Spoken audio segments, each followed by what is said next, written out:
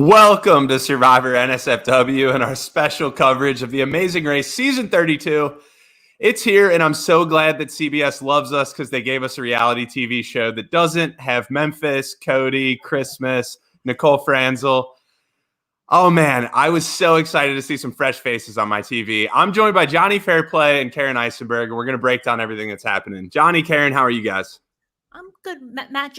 Zach, just remember, though, that, 3-4 weeks from here now, we might hate these people just as much. I mean, I do just have to note that. With the chances that we're going to hate all of them to the same extent is unlikely.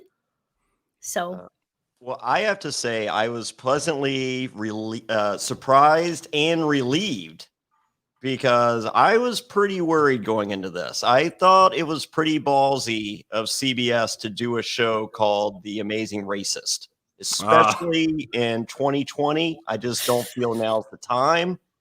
And just like with SEAL Team, which did not feature actual SEALs, this was The Amazing Race. So I'm much cooler with this as a premise for a television show. I like it a lot better. A team of racists would have been very bad. I didn't think it would play well now. You know what? Maybe it would never play well. But I just feel 2020 is if that was their idea for a show. As I said, I think I just read it wrong. So, but this is a good idea. The Amazing Race. Yeah, you may not have heard of it in a really long time because this is like the redheaded stepchild of the CBS reality franchise. This season filmed, was it back in 2018? 2018. I remember when my friend Robbie, he was Robbie E in TNA Wrestling, and now he's on NXT on Wednesday nights. He's Robert Stone. He's a manager in WWE NXT Wrestling. And I remember when he was cast and they filmed and he got back and then they announced they're like, it's a new season and we're moving to Friday nights. And I was like, ooh, kiss of death. Yeah. So, this is a show that for I don't know how many years, it seemed like CBS is doing their best to kill it. Move it from time slot to time slot during a season, Yeah. Well, it moved from Friday night, which was the death spot, to Sunday, which is equally a death spot.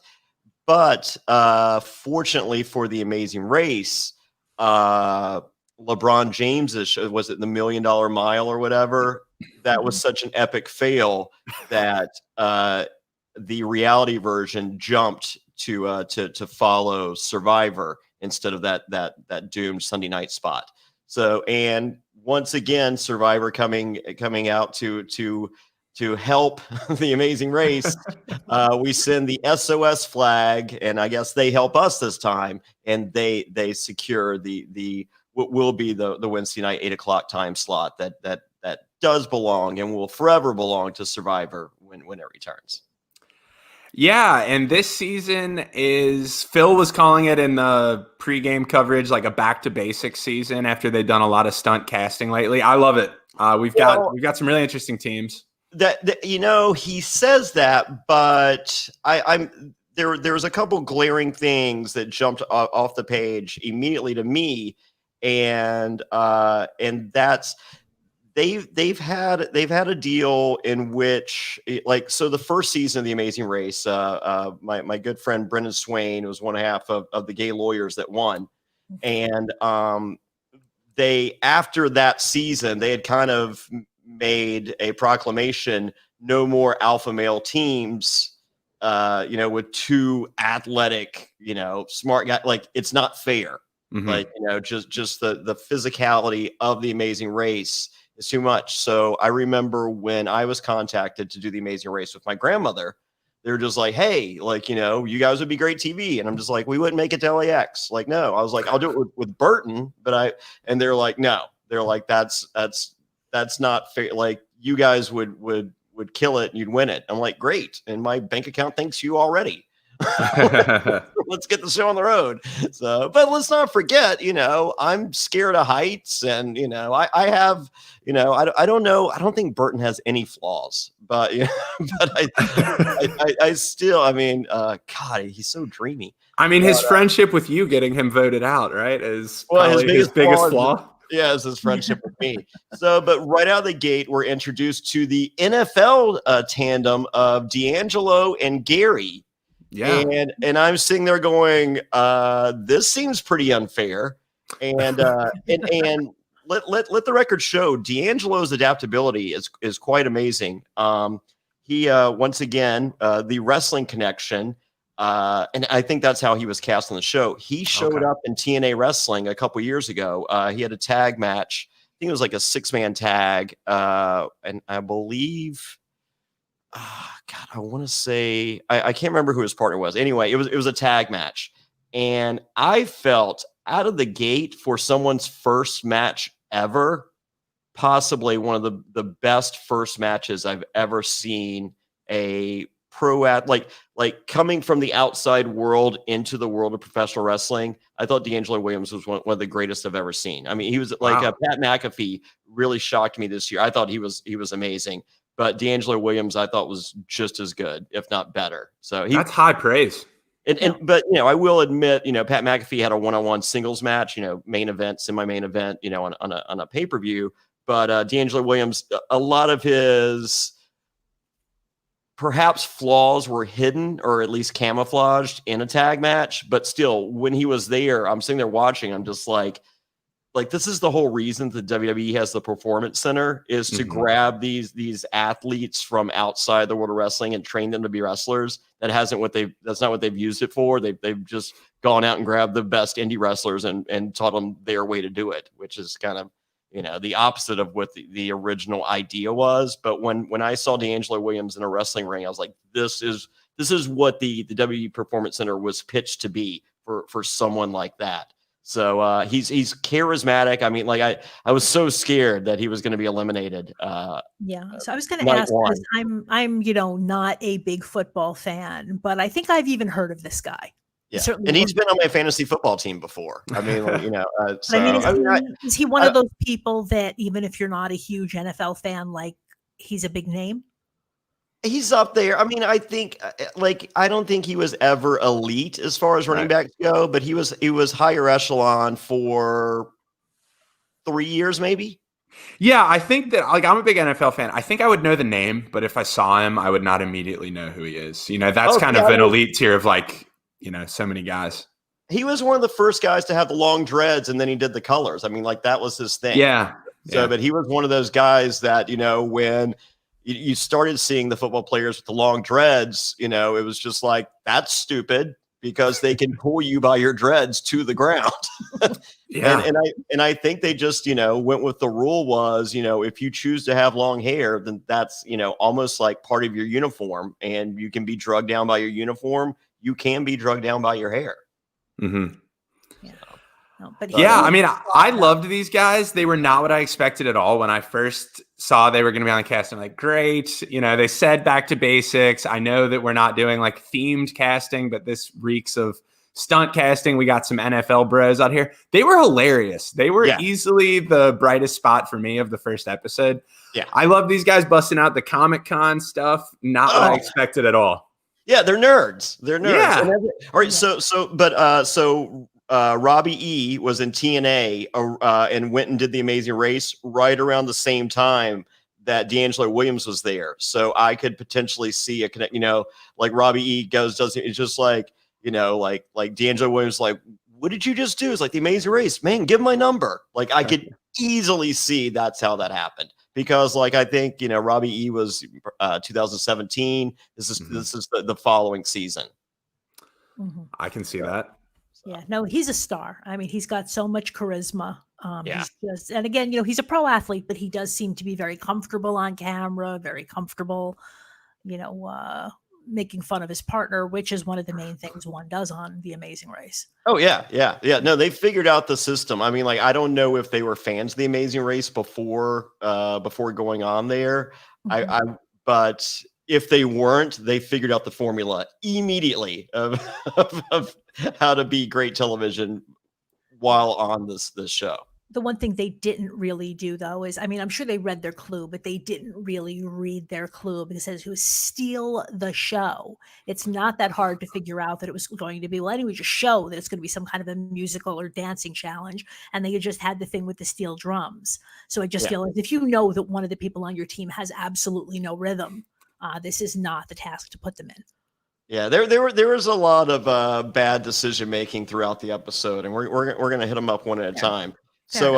So we're next introduced to the sisters of Kaylin and Haley, and this is one of two sister pairs. This would be known as the Blonde Sisters, and I'm guessing that their soon-to-be enemies throughout the season will be the Brunette Sisters. That sounds about right. And next, we're introduced to Leo and Alana. They are the nerdy Tinder couple. One of which is comprised of fake Gabby from Survivor Goliath. I'm glad you saw that too. That was in my notes. Oh my gosh. Yeah, actually people calling him Gabby and Fishback. Yeah, I like to consider them the low budget version of Zack and his wife. If only we nerded out about glasses a bit more, like as if that wasn't a central part of their character enough. Their intro shot is them like doing a little glasses tilt. Yeah. No, they're okay. We'll see. I foreshadow an epic meltdown on their part at some point. Oh yeah, I'm anxiously looking forward to not only a meltdown but their breakup. Yeah, that, and I love when people who think they're very smart suddenly have to confront the fact that they're not as smart as they thought they were, and that's going to be a really fun moment. And what else are they really bringing to the table? Right. Yeah. I'm always going to root for the nerds, though. I mean, I don't think they're going to be around for long, but for as long as they're there, I'm there. Yeah. So, next we're introduced to Will and James. And for those of you that do not know, Will was a runner-up on America's Next Top Model. And here's your chance, Zach, because I have not only slept with, but married an America's Next Top Model. And if things don't work out with James and Will, here's your chance, Zach. Oh, good. Thanks, brother. Yeah, this was when we interviewed Kobe Archa. He told us that someone that he knew was going to be on the season of Amazing Race whenever it happened. And I was kind of like, fascinating. Who's it going to be? Well, it was a dead giveaway as soon as this cast was revealed. These guys are well known throughout the reality TV community, and it's cool to see them there. Yeah, and they seem like a lot of fun. I think they're all for it. Like I mean, it's funny because like we don't really get the story of Will so much, with the America's Next Top Model background, but we get James's story of applying with his mom, his dad, his sister, his cousin, his gardener, and shockingly, none of those make it to the finals of casting with James, but just picks this random model, and shockingly. Is sitting there in Los Angeles at the Hollywood Bowl, ready to make his way to LAX. I was going to say, if you've applied, 9 times with different people and you finally get on, maybe it is you. It's like finally, you finally audition with somebody that has a personality. Fine, Yeah. I mean, who knows? Maybe he will be great TV, but I'm assuming that Will is going to be the better TV, or he's just nice to look at, one or the other. I think Will. I wouldn't be shocked that James steals the show, and I think Will might just be eye candy. But we'll see. I never watched my ex-wife's season of America's Next Top Model, so I mean, it's not like I'm going to go back and watch this one. No, I actually didn't even know guys were on America's Next Top Model at any point until this came about. So I was actually going to check my ex for an Adam's apple because I'm just like, wait a second, what did I do? So, yes, and shout out to our good friend Matt Bischoff, who is not with us tonight. He had a severe pegging incident, and we wish him the best and quick healing, brother. Do you do this to me when I don't come on a podcast? I mean, it's in the notes. Like, I just read what's in front of me. So next up, we have Nathan and Cody, who are Tennessean best friends and also noodlers. And for those of you that are not familiar with the concept of noodling, that is when you put your hand in a hole, which, Saturday night, 1 a.m. And for these guys, they hope to pull out a catfish attached to their arm. And that is what noodling is. Yeah, which they describe as like getting bit by a pit bull with no teeth. Yeah. And that has to be the worst metaphor ever. Who knows what that feels like? Well, there is that. They took their arm and they basically stuck their arm down the catfish's throat, basically. And what you're saying, there's a hole involved?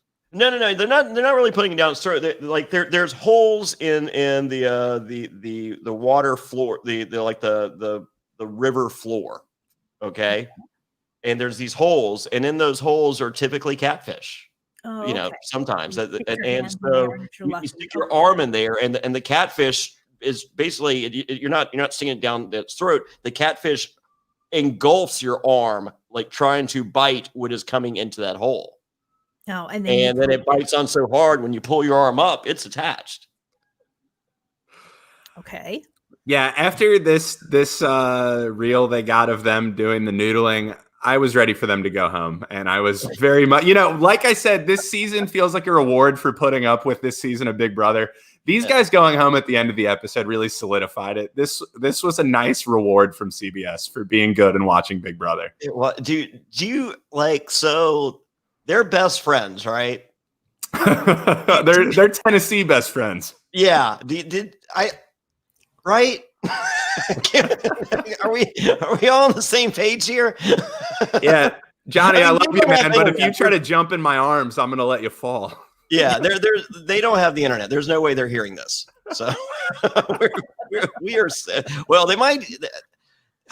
they could by chance. I mean, I would imagine. I don't know. Like there's no way. They're not going to see this. Don't worry about it. Yeah, they do not have the bandwidth to see this on any device. No, they seem like nice guys. I'm sorry. You were fun. Yeah. Well, I don't know if they were fun, but I think they got an experience they'll never forget for 3 days. Yep, they got to go to Trinidad and Tobago, which will cost you $34 on Frontier. Oh, there. Congrats. So spoiler alert. Everyone meets at the Hollywood Bowl, and they race to their suitcases. And didn't they used to do a little more in LA, or they kind of just simplified that to just nothing but LAX? I thought I missed something. I asked Maria, my wife who was sitting next to me, like, where the hell are they when they're looking for the 24-hour fruit stand? Because all of a sudden they were just in Trinidad. Yeah, right. Like we didn't even see them get to LAX. Yeah, it just depends on they cut the episodes. It just depends on where they feel like there's nothing interesting happens at LAX. Then occasionally they will just skip over it. Okay, fair enough. So, well, it was they do that, and the Hollywood Bowl I thought was a cool backdrop for the beginning, but once again, like they didn't really flush it out, with anything spectacular other than it didn't have a lot of depth. It felt like a backdrop, but it was a cool backdrop. Yeah. So, next, we're introduced to Riley and Madison, the bearded volleyball stars. And can I go on record and proclaim Matt Bischoff's favorite team out of the gate? Yeah, we're in agreement. Okay. So you would think he might be jealous because he has a teeny beard now since he broke half of his off last week. Those of you that spoiler, his beard is still much better than these guys. I mean, they only started growing their beards, like 4 years ago? 4 years ago. Yeah, Matt breaks that off on a Saturday night. So. Yeah, that's nothing. That's nothing to Matt Bischoff. So I wasn't sure. I mean, we've seen when you talk stunt casting earlier, Zach, this is because I don't know. Did you watch Lego Masters? No, I've never seen it. Okay. Lego Masters had the bearded best friends, and I feel like this is a recurring theme, and I feel like we're going to get even more so thanks to COVID beards. Yeah, this reminds me, Amazing Race Canada has a few of my favorite teams are the long hair, don't care bros, giver. These guys kind of remind me of that vein, and I'm here for it. They were fun and entertaining. They were. I like them, as I said, but I just feel like we're going to keep seeing this archetype of a character, as I said, because like whatever they start filming now, like people are going to show up with their COVID beards. Yeah. So it's just like, yeah, like we Zoomed every day for 3 months. I was like, yeah, so do we, motherfuckers. Yeah. Called a podcast. Yeah. Oh, hey, breaking news. People in the chat from Trinidad and Tobago checking it out, getting to see their country on The Amazing Race. That's awesome. There we go. Thanks, What Robin. are the odds? So, all right. Next, we have Jerry and Frank. They are a father and son. And did I catch right? The dad was a former NBA player.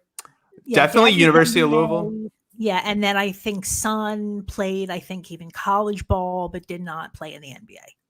Yeah. And I feel like the story we're going to see with them is that the son hasn't lived up to his father's expectations, or maybe he feels that way. And like I feel like they're not going to win, but they're going to go on this spiritual journey of their relationship of father and son and come out better on the other side, which is better than however much money that you won on The Amazing Race. Yeah, I definitely agree. If that's what you need, that's what you need.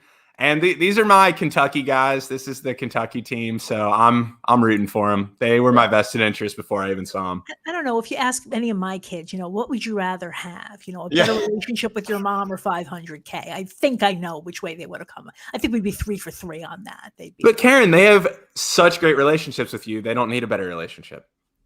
There is that.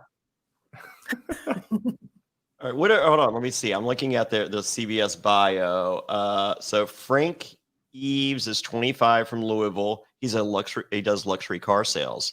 And luxury car sales people on this team, on this race, which is interesting.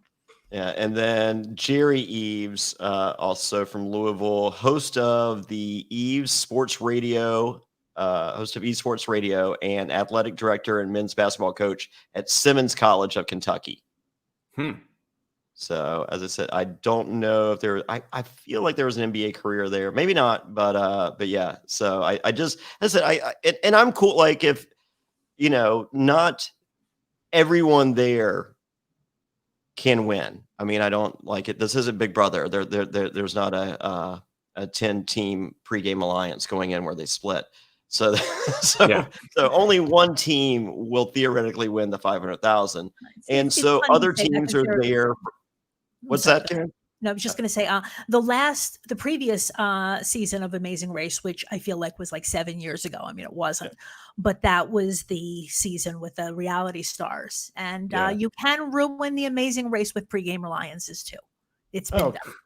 Okay. Well, I feel not everyone's there to win. Some people are there just for their stories. And I think these guys they're going to give us a story during their journey. So I think so. Yeah. All right. Next we have Michelle and Victoria, Cajun sisters.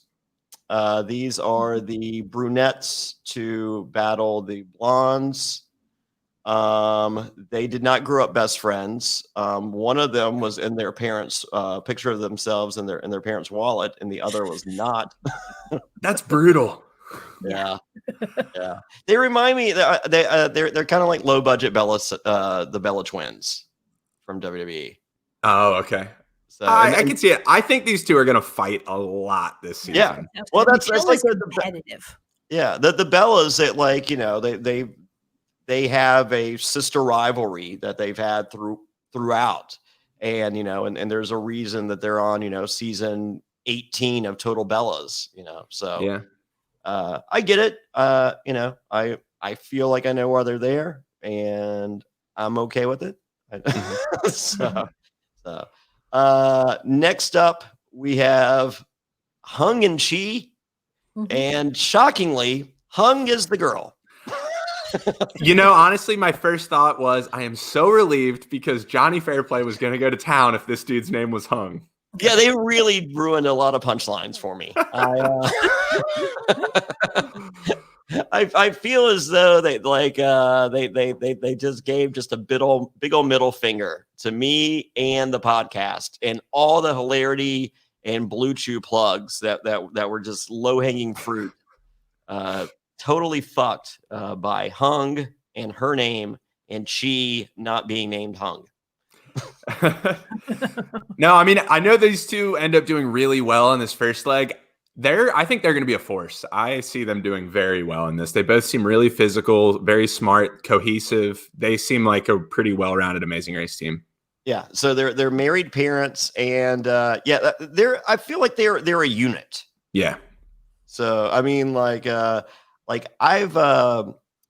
been married, and that didn't work out, but I've dated plenty, and I don't feel as though I've ever had a unit bond like theirs, to where I'm a pretty individualistic type of guy. So I don't feel I have that in me to be one half of a machine. Mm-hmm. And I don't know. I agree with you. They've been together for 15 years, and that's going to give you a huge advantage.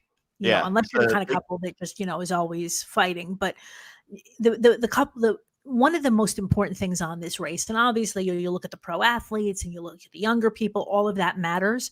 But the relationship between the two people is paramount. And if you are fighting with your teammate, that can really counteract whatever strengths you have. Mm-hmm. So with Hung and Chi, they're a little bit older. They seem to be in decent shape, but they're not pro athletes. But if they are able to work well together, that is a superpower on this race. Yep. So next up, with pretty minimal airtime, was Eswar and Apara. Mm-hmm. Yeah, they were sort of the most invisible of all the teams this episode. That probably means they're going to go deep and not win, would be my read on that. Okay. I just wanted to read this. So in the bio, this will just give you an idea of who Apara is. So she is she does something with computers, right? But her hobbies, and I think she went to UC Berkeley. She has a master's. What are her hobbies? Playing tennis, writing in cute coffee shops, preparing for my Bollywood breakout, volunteering for feminist organizations, going out to dance with my friends, bothering my boyfriends for photo shoots, setting flight price alerts just to jet off somewhere, hosting board game nights that involve lying, and of course watching CBS reality TV shows. Oh, hey. So she probably knows me. Yeah. So we're rooting for her because she sounds awesome. Is that the gist? Yeah, she sounds like one of us. I like it. I mean, she has a good bio. We saw none of that. Basically all we learned from watching the episode was that they're smart and overly cautious, which I don't think overly cautious is the best thing to bring to the Amazing Race. I think you need to be a little haphazard. Right, at least he was, and I was wondering, right, when they gave us that quote about, if you get into a tussle and for 10 seconds and you can, I have a feeling that's going to be called back later, that there's going to be something where he doesn't fight and they lose by 10 seconds. I could see that. I also feel like the first leg of the Amazing Race, maybe even the first couple legs of the Amazing Race, when there's so many teams, you can't win the race in that leg, but you can damn sure lose it. And it maybe being cautious early on is a good way to play the Amazing Race and get more aggressive as you go on. Because we've seen as Amazing Race has evolved, you can't get very far ahead in the Amazing Race because they get those equalizer flights. So, yeah. So, but at the same time, what was he? He's just like, oh, everyone's going for their suitcase. So I said, hey, stay back. We don't need our suitcase right now. And I'm just like, what the fuck? Grab your fucking suitcase, motherfucker. Yeah. Why is then I understand, I don't understand caution at all. It's not one of my words. So, but at the same time, if you're gonna use caution, going for your fucking suitcase is not they have. I mean, we saw a preview for the rest of the season. There's shit more dangerous than reaching for your fucking suitcase. Right. Shockingly, yes, there will be. Yeah.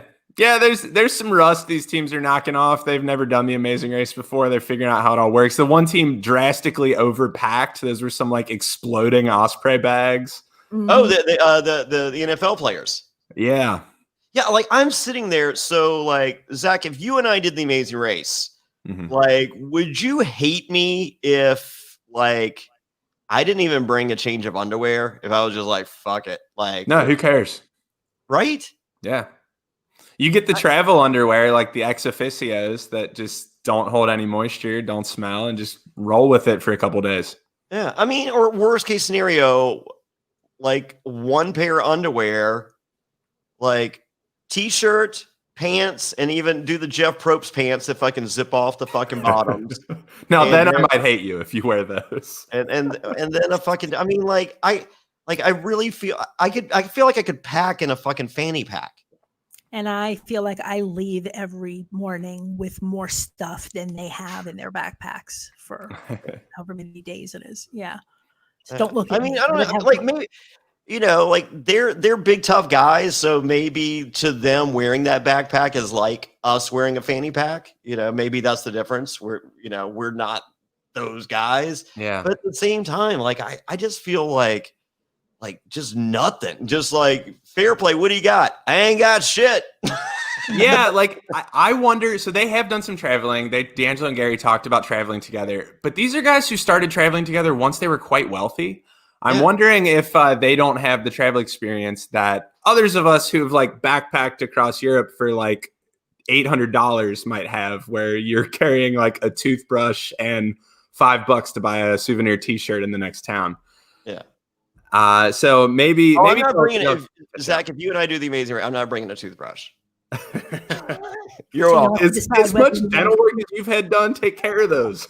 Well, I mean, I don't want to slow us down. Okay, well, I appreciate it. Decide, Zach, either you get to smell his breath or you get to share your toothbrush, right? Those are going to be your choices.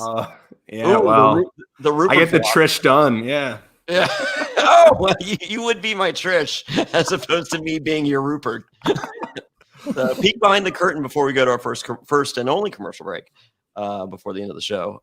When I was on Survivor Pro Islands, we started the game at a Panamanian village, and then we went to our tribe site camp, and we bought 4 toothbrushes, and there were 8. Would it be a teeth brush?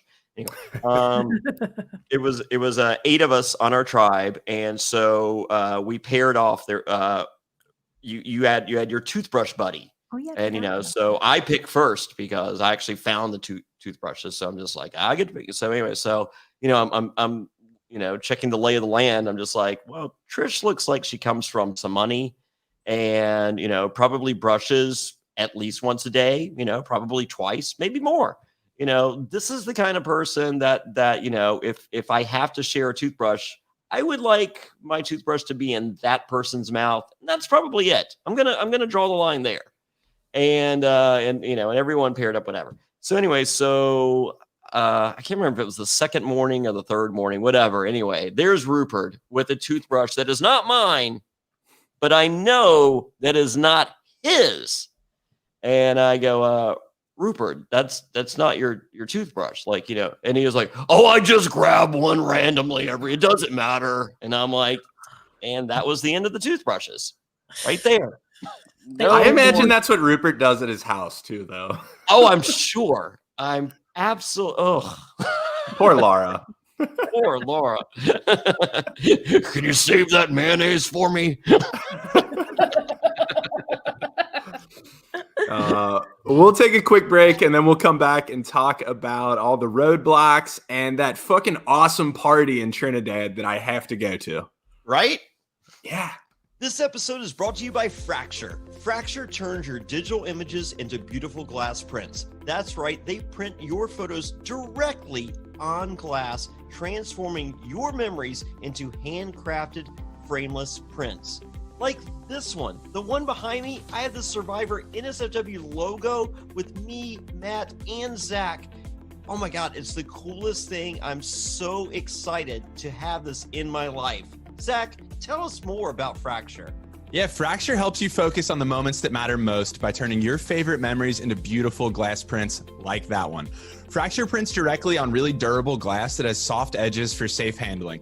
The prints come in multiple sizes and there's no frame required at all to mount it on the wall. And each print comes with a 100% happiness guarantee. That means if for any reason you don't love your print, Fracture is going to make it right. The glass prints also make unique gifts for your friends and family that they'll never forget. Johnny, can you tell them how they can save? Yeah, but before I do, I received this huge box with my Fracture print in it. At the bottom, there's even a screw to go into the wall. These guys are ready for this. Like, it's no additional mounting. There's none of that. This thing is ready to rock and roll. And boom, Fracture prints look incredible. You really have to see it to believe it. Upload your photo at fractureme.com/survivor to print your photo on glass today. And we have a special deal, and here's what we got. Go to fractureme.com. That's fractureme.com/survivor. Enter promo code SURVIVOR, and you get 20% off your order. That's fractureme.com/survivor with promo code survivor, and you save 20% off your Fracture glass print. We thank Fracture for sponsoring this episode of Survivor NSFW. Guys, remember the days when you were always ready to go? Oh man, do I. I've been taking 4 or 5 Blue Chews just to get up in the morning. I use it. Remember when what's it called on a bike? The kickstand? Mm-hmm. I have my own kickstand thanks to Blue Chew. Thanks, guys. Well, you at home can increase your performance and get the extra confidence in bed just like me. Listen up. Blue Chew, BLUECHEW.com. That's blue like the color blue. Blue Chew brings you guys the first chewable with the same FDA-approved active ingredients as Viagra and Cialis, so you know they work. You can take them anytime, day or night, even on a full stomach. And since they're chewable, they work up to twice as fast as a pill, so you can be ready whenever an opportunity arises. If you could benefit from extra function and more confidence where it counts in the wiener area, Blue Chew is a fast and easy way to enhance your performance. And Blue Chew is prescribed online, shipped straight to your door in a discreet package, so no in-person doctor visits, no waiting in the pharmacy, and best of all, no more awkwardness. They're made in the USA, and since Blue Chew prepares and ships direct, they're cheaper than a pharmacy. Right now, we've got a special deal for our listeners. Visit BlueChew.com and get your first shipment free when you use our promo code SURVIVOR. Just pay $5 shipping. Again, that's BLUEChew.com, promo code SURVIVOR, and you can try it completely for free. Just pay for shipping. Blue Chew's the better, cheaper, fastest choice, and we thank them for sponsoring the podcast. Man, these guys are great. BlueChew.com. It's kind of like a hurt Peter. They're hard to beat. There you go. We're back. That's for you, Hung. Oh man. So they travel by map and arrive in Trinidad, and their task is to find this 24-hour fruit stand where they're going to let the barrels roll, and they're going to roll some steel barrels down the street to what has to be the coolest party they've ever shown on The Amazing Race. And I now want to go to Trinidad very much once COVID's over. It looks like a lot of fun, doesn't it? It does not look like fun. It does not seem like a good idea right now. No. It seems like in the top 10 worst ideas of 2020, that's probably number 6. Yeah, I also want to know how many Blur Guy editors just like flipped the table and quit while this episode was filming I'm not blurring out all those boobs and butts. Come on. Yeah. Did you ever watch the movie, the Toxic Avenger? No, I've never seen that. Okay, it's a cult classic, but the guy that plays Melvin the Mop Boy, he's like he's an editor for reality television shows now.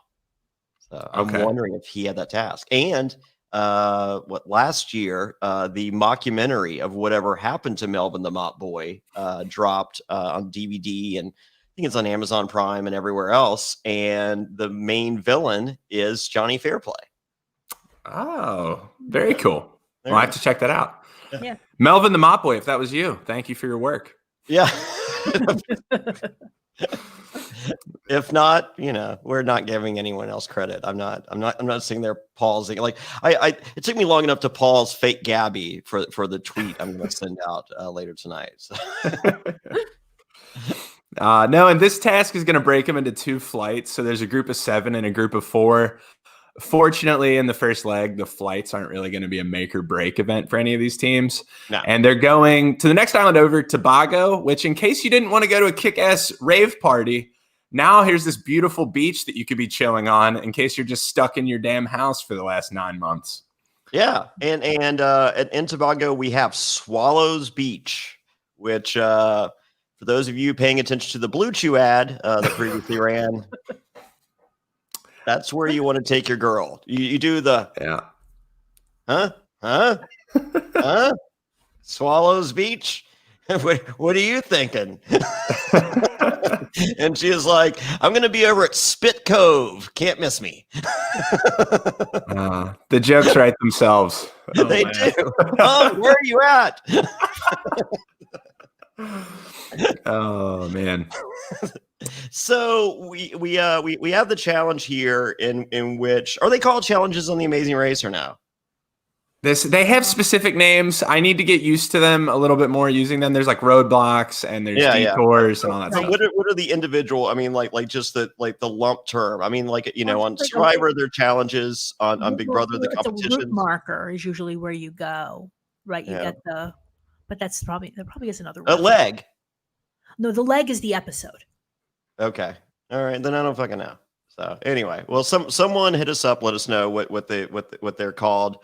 But anyway, we see the first major bungle of this part of the leg in which they have to go, and there's a fish with a certain color combination, red, green, yellow, and then whatever the other is.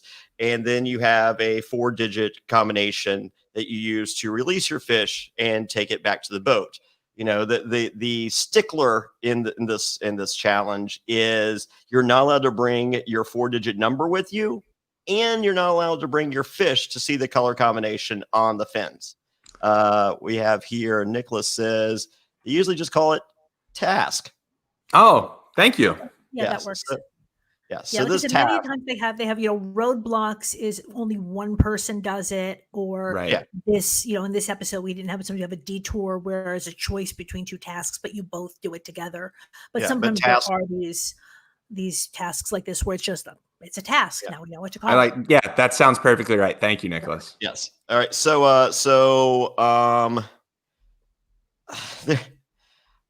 There's a lot of people that get out there and they go, there's some people that didn't notice that there was a there's a 4-digit number. Yeah. Mm-hmm. They just thought that was there for fun. Yeah. There's other people that didn't really look at the fish. They were they knew that it was like colors, but they would say, oh, it's green, yellow, and red. And they didn't notice like in which order they were, which was the entire thing. Yeah. So anyway, it's a. I feel like it as though there was a pretty quick learning curve. However, Kelly and Levon, holy moly, I understand that Kelly is the more outgoing of the two. So Kelly is an Olympian and I believe a medalist. Are we right? Bronze medal, she said. Yeah. Okay. And Levon, it was her hairdresser. Is that? No, Levon is, I believe, a Dominican hurdles champion. Okay. So she is also. They're both hurdlers, and I think they're both Olympians, but only one medaled. I felt like Levon kind of downplayed her skill set in the Olympics compared to Kelly. Yeah, well, she was bragging about the hair. That hair kicked ass. It was really cool. Yeah. So as I said, I think it was in a joking way. So, but I think of the two, Kelly is the much more alpha of the two, and so she kind of it's taken the role as the lead of the duo, and that will potentially bode well for them down the road. Mm-hmm. However, in a challenge based on numbers, maybe the member of your duo with dyslexia is not the one you want at the forefront. Yeah. This was a bad leg for someone with dyslexia to be at the forefront. Yeah. Lots of memorizing numbers and sequences. Yeah. So but we have is it Hung and Chi or were they the ones that decided just to do the combination on every single fish and not even go back and look at the fish color? There was definitely a team that did that, and they got out of there pretty early. Yeah, I think it might have been Hung and Chi, because I remember thinking, oh my gosh, this is going to be our last place team. And, there is a lot of luck involved, and they just happened to run into the right fish. Well, it was I think we were told at the beginning it's 100 fish, and I think they got it on fish number 36. Right. But it could have been fish number 99. Yeah. Like, I just don't understand why, if Chi is settled on, hey, I'm going to do this, why can't Hung just go back to the boat and just like, okay, well, why you sit there steadfast and do this? I'm just going to go ahead and look at the colors, and I'll work my way back the other way. Well, they may have to stick together. I'm not sure what the rules are on but but with both of them, they figured this out very quickly, that the only thing they had was the numbers. I personally would have taken the time just to go back and get it. Yeah. But, I mean, there's guessing and there's educated guessing. I get if you're like, we're never going to find it exactly. If we think it might be it, just keep brute forcing it a little bit. But I mean, you could at least knock out half of them that you pick up. Like, nope, definitely not it. Yeah. Right. So I felt that, hey, it worked out for them. Yeah. Congrats. Maybe they're immensely smarter than all of us, but you were getting on my man Eswar for being conservative and playing it close to the vest, and now you're getting on Hung and Chi for going bold. I don't know. I don't think that was bold. I guess it was. I don't know. I didn't like it. Yeah, no, like I said, I think it's foolhardy, and just because they got away with it doesn't mean it was a good idea. Now, who knows if it was going to take them half an hour to go back? But if it's, generally it's a 5 or 10 minute thing, just go back. Just start the task with all the information. Yeah, and also, so they were in what would you say, thigh high water, if that? Yeah, somewhere around there. Well, Will and James needed life vests.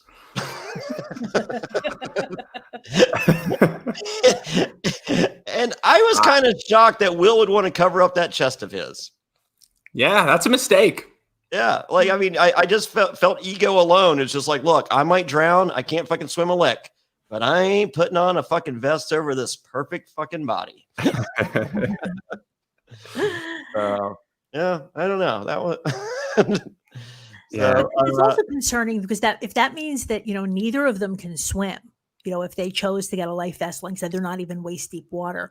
There are a few things that you want to learn to do before you go on the Amazing Race, and one is just very basic swimming. I mean, you don't have to be a good swimmer, but there will be these things where you have to jump off of cliffs into water and things like that. If you're terrified of water, you're going to have a problem.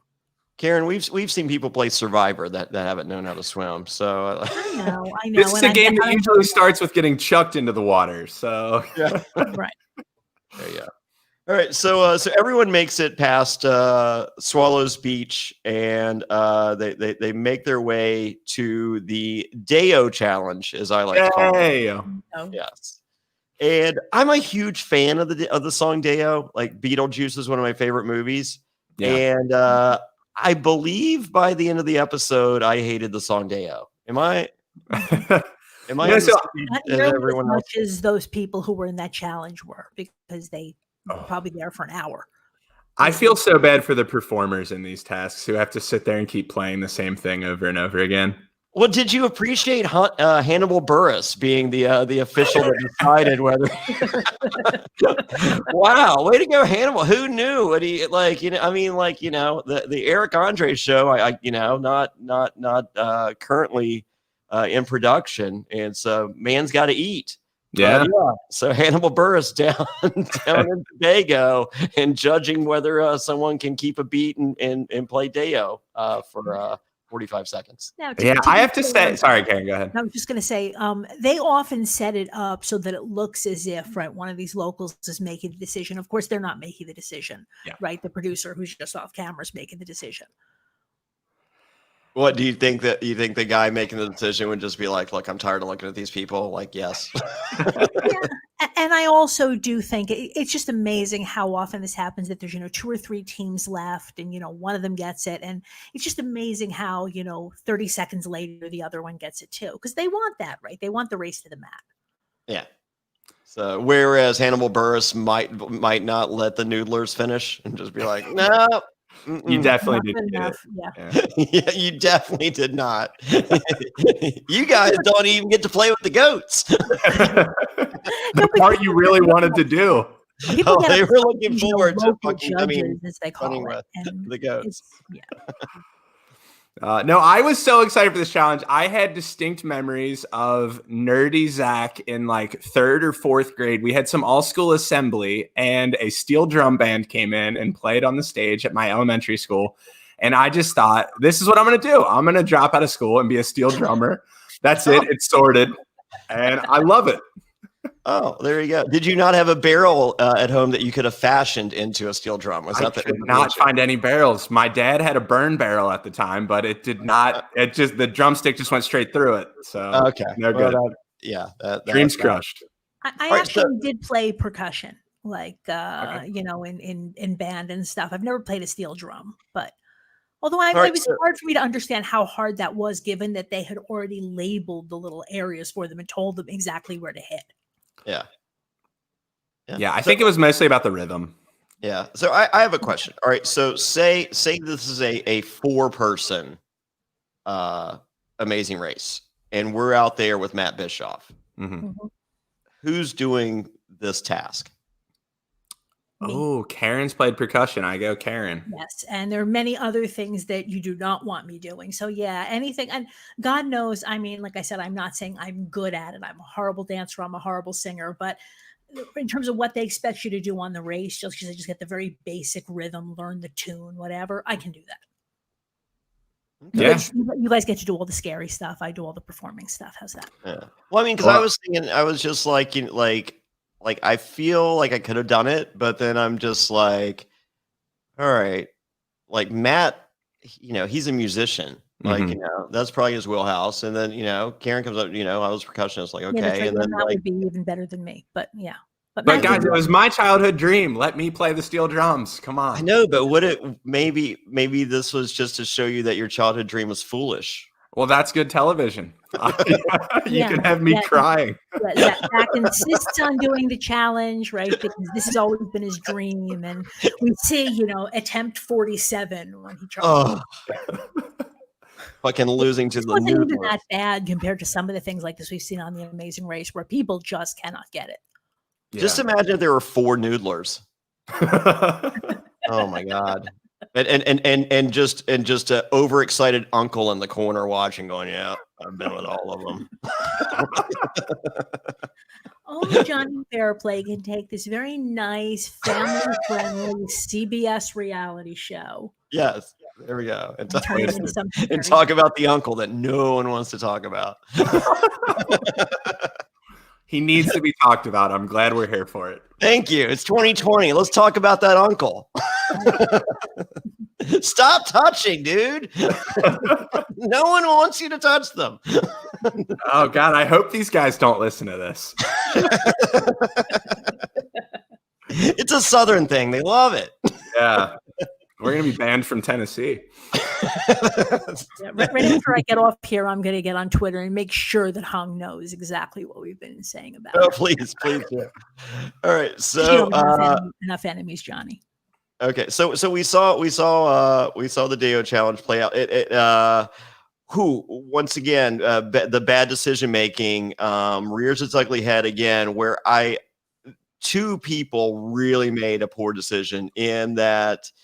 D'Angelo and Gary, how they did not think D'Angelo was the guy for this is mind-boggling. Yeah. Somehow they saw the word steel and thought they were going to be like lifting heavy things. Yeah, because they had rolled the steel barrels, so they said it's going to be like we're going to be moving those around, so we need Gary.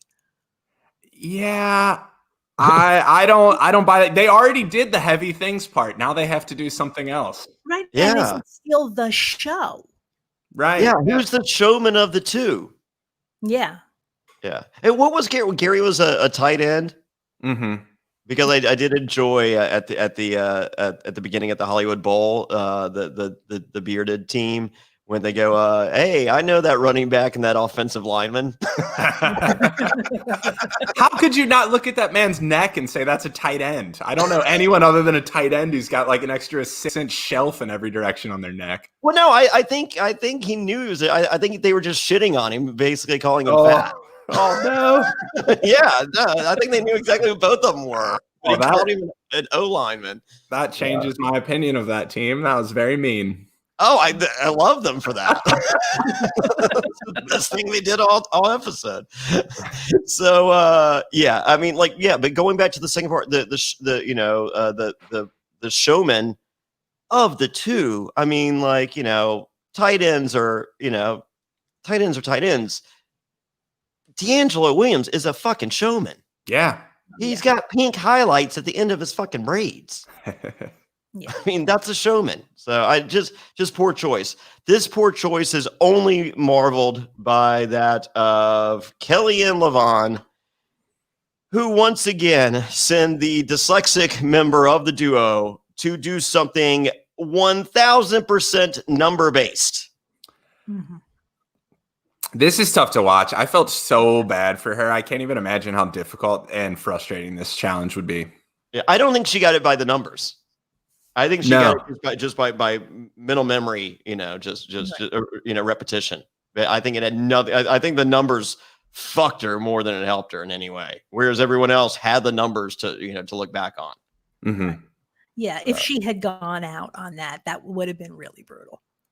Yeah, I mean, like, I don't like production assistants, but at the same time, like, I might have given it's just like, you don't want to do this one. Yeah. like, I'm not saying who to choose, but yeah, or even just do when they say like Kelly's gonna do this one, just give him a face like, Well, no, it's like no, you do the Kelly's gonna do this. Cool, Levon, we got you signed up. You're all. It's like no, we got it, Levon, Yeah. and it's just like, oh man. yeah. So yeah. No, once again, after this season of Big Brother, I'm all for production interference. Do your thing. Just give me a good TV show. Do whatever. Yeah, we're here to watch a television show. We don't give a fuck who wins, and give. I wouldn't even mind it at some point if they'd been like, Gary, you're not doing well. Go sit down. D'Angelo. Yeah. I'd like to see D'Angelo play the steel drums. I bet he would have been really fun to watch. Chi was awesome. Chi did so well. He was immediately just into it, had the rhythm. I don't think he needed the numbers either. He just played it like an instrument. It's like watching Yao Man at a reggae bar in Thailand. It's a lot of fun. I did appreciate the father and son tandem of Jerry and Frank. And which one's the dad? The dad is Jerry. Jerry's the father. Frank's the son. And so when they're debating on who should go, Frank's like, all this man's got is this. He's just that's all the man's got. He's got nothing else. And Frank is killing it on the steel drums. What's Jerry doing? His move. Yeah. Doing his move. I felt personally called out by Frank. That is a valid dance move. It's fine. It's my go-to. Yeah. I mean, if they play getting jiggy with it at the club, you're set. Yes. So that's about it. But he's dancing, but he still had more rhythm than half of the people who did the challenge.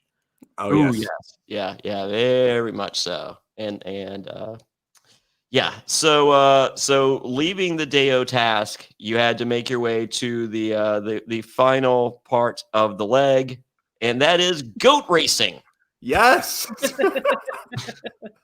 I'm going to have to ask Tim about this because, Tim was a goat herd quite famously, but I don't know that he ever raced them. Yeah. Well, what you got, Big Tom is, he was the goat farmer from Right. season 3 of Survivor. And the first time I went to his farm, I'm like, where are the goats? And he's like, I don't know. Where are they? And I'm like, you're the goat farmer. He goes, well, yeah, I mean, I had some, he goes, but, I didn't think they were going to put me on there with 2,000 head of cattle. so yes, goats are impossible to find on Big Tom's farm, but they were goats aplenty here at the goat racing. I am all about some goat racing. I'm sitting there while I'm just like, this is something Jonny Fairplay would not only like to bet on, would also like to participate. I think I might have found my calling. Like, Zach, this is the move. 2021, when the world returns to normalcy, go to the festival, right? Yeah. See a lot of butts. Yeah. A lot of boobies. Make our way to your steel drum dream come true. Yeah. And then I finish up my career as a professional goat racer. That sounds good. And I'll sip some cocktails on the beach while you're making some money. Sweet. Oh, you at Swallows Beach thinking about me?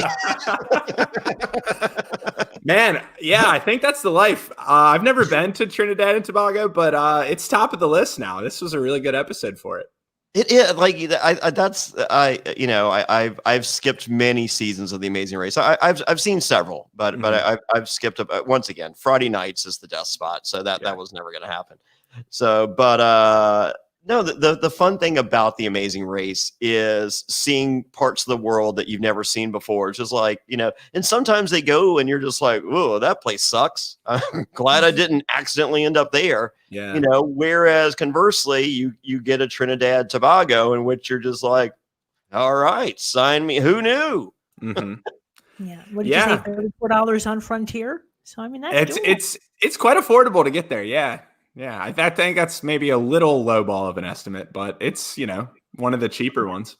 Well, we know who has it in their price alert to go back. Good callback. Yes. No, I have to thank the goats again because the goats gave me two of my other favorite moments of the episode. The first of which we have to talk about, which is our girl Hung. Yes. Getting drugged by a goat, and she finishes with a slide. Like, oh man, it was a little bit of a slide. It was more of a rapid thud of the back of her head. Yeah. Yeah, she somehow avoided the concussion protocol. Yeah, on The Amazing Race. But I loved her reaction. Also, was like she's like, my foot is on the mat. My foot is on the mat. Yeah, I don't think that Phil did a really good job of explaining that. I mean, and he probably did, and I think everyone just got caught up in the moment of of the race. Mm-hmm. But he really had to reiterate the fact that once you've crossed the finish line, please let go of your rope. Yep. Well, that was my other favorite bit, was the fear in their eyes as the goats and the people were hurtling at Phil and this other guy from Tobago. Stop, especially as Kelly is outrunning the goat and just coming at them full bore. Yeah, I do not want to compete against like Kelly's wheelhouse is not the steel drum, but goat racing, she has a new future. You mean hurdlers are good runners? Who knew? Well, I mean, I'm just saying. So I will say this. I feel like they fucked with them a little bit, and I think we only got a glimpse as to how much they fucked with them. What we did see on I think they gave everybody a fast as fuck goat on their first attempt. Yeah. just to be like, whoa, and to get that fucking blooper reel moment for pretty much fucking everyone. Yeah. Uh-huh. And then because if you noticed, anyone that re-raced, if they had an issue, they didn't have the same goat the next time. So okay. I think they started them with all right, we're gonna fuck them up on this goat, and then it's just like, all right, they're like, did you get it? And and production could have been like, no, go ahead and give them one more fast goat. I like a different angle. And then on their second goat, the goat was a lot heavier than the first goat and immensely slower. Yeah, except for the hurdlers, who they probably just took the first goat and just ran. Oh yeah, Around the goat even. Yeah. So, but yeah. So we get to the end, and our noodlers were not made long for this world. For this season of 2020 TAR, the Amazing Race. Yeah, I wasn't upset to see them go. They didn't seem that upset. No. And one of them said, I never even did quite figure out which one was which, but even earlier in the episode said, I'm not really so interested in money. I'm here for my relationship with my friends. And I'm like, yeah, you're not going to win. Yeah, I'm pretty sure if you go noodling, you're not too interested in making money. Those two things go hand in hand. Right. So what do we think? Is this a good start to the season? I'm stoked, and the highlight reel they showed for the rest of the season got me even more excited. For example, they kind of showcased some drama that's going to come, including the power that everyone's going to have to yield. That everyone has that I think could bring some interesting social strategy into this season, which is the one thing I think Amazing Race has maybe been lacking. I think some of its strongest moments are when the teams are interacting with each other, choosing whether to work together or to not work together. And I think that the yield power coming in and everybody having that option could create some drama. Yeah. Now they haven't done the yield in a while, right? Because it's not a long time.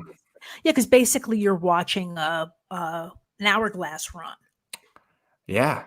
I mean, it's great drama. I don't know why that isn't good TV. Watching someone like sit there and have to watch their time expire, it's painful. Yeah. Okay. So there we go. Well, and I can tell you as a preview for the rest of the season, I have a pretty awesome, amazing race story that involves one of Survivor's favorite loved ones of all time. So look for that on this season of the Amazing Race NSFW. Oh my gosh. There we go. I'll be guessing who that is. All right. Yeah. All right. So with that, a way to support the podcast is to go to Apple Podcasts, Spotify, or wherever you podcast. Even check Amazon. Amazon Music now has podcasts. They're free. They're all free. And click the subscribe button. And also go to JonnyFairplay.com. Get yourself a T-shirt. Don't forget, with every T-shirt purchase, you get a phone call from me, Jonny Fairplay, thanking you for your purchase. No H in Johnny. That's JonnyFairplay.com. Get yourself a T-shirt. And, of course, the best way to support the podcast is to go to adfreeNSFW.com. We have an amazing community there. As I said, it's not just a Patreon. It's a community. It's a fellowship. It's a family. It's really cool. We have a secret Patreon Facebook group. Lots of interaction there. Really awesome group of people. We do a weekly Q&A. I dressed up as Shawn Michaels, the Heartbreak Kid, last night for the Q&A. Oh, that was you? Oh, yeah, that was me. I thought I was talking to the Heartbreak Kid. No, it was me. Do the answers make a little more sense now? Yes. Yeah. Okay. That's why you knew so much about Survivor. Got it. Yeah. Yeah, I don't think the Heartbreak Kid knows anything about Survivor. So, but yeah, try us for a month. If you don't like it, let me know, and we'll work it out. So, but try it 1 month. It's adfreeNSFW.com. We have lots of different tiers, in which there's $11 tier, which you get an autographed Matt Bischoff, Jonny Fairplay poster. It was illustrated by Eric the Ice Cream Scooper. It's really awesome. All kinds of fun stuff. We have a weekly or a monthly 4-pack of previous survivors and reality stars. We with signed photos, all kinds of cool stuff. So check it out at adfreeNSFW.com. And until then, thanks for listening. Good night.